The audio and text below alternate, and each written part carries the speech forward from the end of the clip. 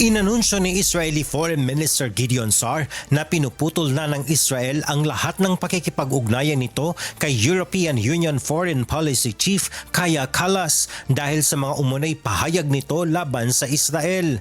Ayon kay Sa'ar, lumabas sa mga ulat na habang nasa Mexico noong nakaraang buwan ay inihambing ni Kallas ang pagtrato ng Israel sa mga Palestinian sa Gaza at West Bank sa apartheid system na umiral sa South Africa hanggang dekada 90.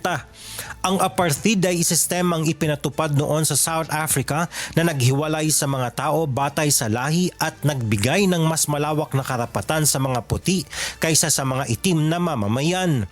Giit ng Israeli Foreign Minister, hindi pa rin direktang itinatanggi o nililinaw ni Kallas ang nasabing pahayag kaya nagpasya siyang itigil ang anumang pakikipag-ugnayan dito hanggang magbigay ito ng paglilinaw sa mga nasabing komento.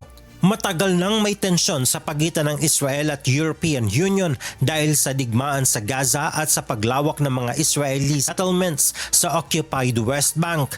Kamakailan lamang ay sinabi ni Kallas na pinag-aaralan ng European Union ang posibleng paghihigpit sa pakikipagkalakal sa mga Israeli settlements kasunod ng panawagan ng ilang miyembro nito.